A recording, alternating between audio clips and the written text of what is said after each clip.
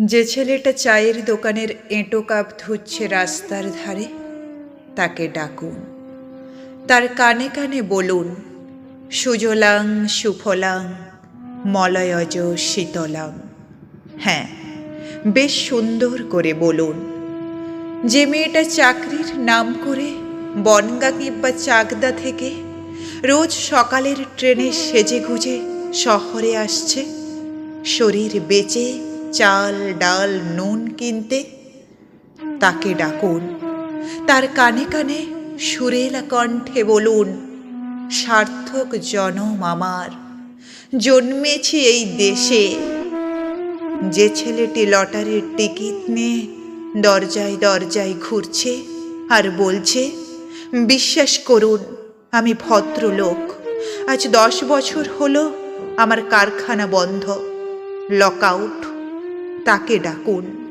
তার কানে কানে বলুন, বলো বলো বলো সবে, শত বীণা বেণু রবে, ভারত আবার জগত সভায় শ্রেষ্ঠ আসন লবে। রাতের আকাশ কাঁপিয়ে অঝোর ধারায় বৃষ্টি নামলে যে মা আজও লণ্ঠন হাতে টালির ঘরের দরজায় ঠায় দাঁড়িয়ে থাকেন তার খোকন ফিরে আসবে বলে, যে খোকনকে এমনই এক বর্ষায় উন্মত্ত রাতে কালো গাড়ির পুলিশ ডেকে নিয়ে গিয়েছিল, আর বরানগরের রাস্তায় ভোরের ঘুম ভাঙা কুকুর প্রথম দেখেছিল যার গুলিবিদ্ধ রক্তাক্ত লাশ, সেই মাকে ডাকুন। তার কানে কানে বলুন, হাম বুলবুলে হ্যায় ইসকি ये गुलिस्ता हमारा, सारे जहां से अच्छा হিন্দুস্থান হামারা।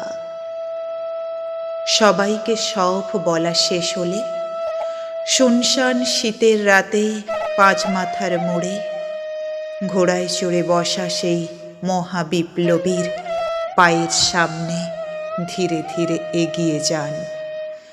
ফাঁকা রাস্তায় রাতের বাতাসে কান পাতুন, শুনতে পাবেন সেই বিপ্লবী পুরুষের বজ্রকণ্ঠ, আমি তোমাদের কাছে রক্ত চেয়েছিলাম তোমাদের স্বাধীনতা এনে দেব বলে, আমি পারিনি, কিন্তু আমি আমার সমস্ত জীবন উৎসর্গ করেছি।